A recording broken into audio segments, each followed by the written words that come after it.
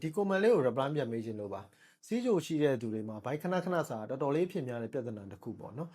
အဲ့ဒါကိုဆေးပညာရာ polyphagia လို့ခေါ်ပြီးတော့ဒါစီးကြိုရဲ့အဓိကလက္ခဏာတစ်ခုလည်းဖြစ်ပါတယ်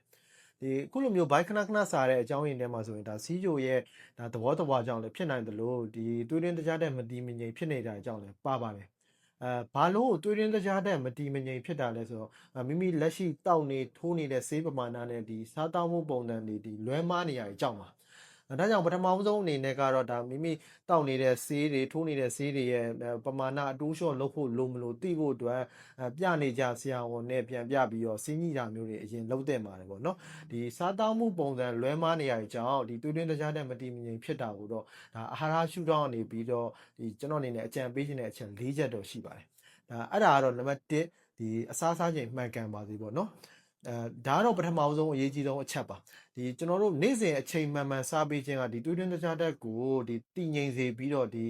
ဘိုက်ခဏခဏစားတာကိုတက်တာစေပါတယ်နောက်ပြီးတော့ဒီအဲ့လိုမဟုတ်ဘဲနဲ့ပေါ့နော်ဒီအစားကိုတစ်နက်ကြော်စားလိုက်တာမျိုးဒါဒီစားနေကြအချိန်ထက်ပို့ပြီးတော့နောက်ကျပြီးမှစားတာမျိုးတွေကဒီတွေးတွင်းတကြားတဲ့ကိုကမောက်ဖြစ်စေပြီးတော့ဒါဘိုက်စားတာကိုပိုဆိုးစေတယ်ပေါ့နော်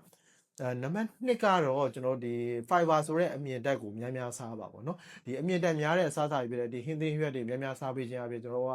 ဘိုက်ကိုကြာရှည်စွာပြည့်စေရယ်နောက်ပြီးတော့ဒီတွေးတွင်းကြတက်နှုံးကိုလည်းနှေးကွေးစေရယ်ပေါ့နော်နံပါတ်3ကတော့ဒီ protein ဆိုတဲ့အသားဓာတ်ကိုပအောင်စားပါပေါ့နော်ကျွန်တော်ကအနက်တိုင်းမှာအထူးသဖြင့်ဒီမနက်စာမှာဒီကြက်ဥတို့ငါးတို့အသားတစ်မျိုးမျိုးကိုပအောင်စားပြရပါမယ်ဒီအသားဓာတ်ကကျွန်တော်တို့ရဲ့စာလောင်စေတဲ့ဟော်မုန်းတွေကိုငြိမ်သက်စေပြီးတော့ဒီအာဟာရကိုလည်းတကယ်ပြည့်ဝစေရပေါ့နော်နံပါတ်4ကတော့ကျွန်တော် complex carbohydrate တွေကိုရွေးချယ်စားတော့ပါပေါ့နော်ဒီကျွန်တော်တို့ကထမင်းဖြူကိုစားမဲ့စားဒီစံလုံးမျိုးတို့ပါမုံချမ်းတို့အစေးအစံနဲ့ဒီအခွန်မာသီးတွေကိုရွေးချယ်စားတော့တာကဒါဗိုက်စာတာကိုတက်တာစေရပေါ့နော်ဒါအပြင်စီးကျိုသမားတွေအတွက်ကတော့ဒီကျွန်တော်တို့ဒီတွေးစင်းတကြားဓာတ်ကိုပုံမှန်စစ်ဆေးဖို့လိုသလိုဒီစိတ်ဖိစီးမှုရှော့ချတာအိတ်ချိန်မှန်မှန်အိတ်တာအေးဝအိတ်တာနဲ့ဒီလေ့ကျင့်ခန်းလောက်တာတွေကလည်းဒီတွေးတွင်းတကြားဓာတ်ကိုတည်ငြိမ်စေတဲ့အတွက်ကြောင့်ဒါလေးတွေကိုလည်းမှန်မှန်လေးလှုပ်စေခြင်းတယ်ပေါ့နော်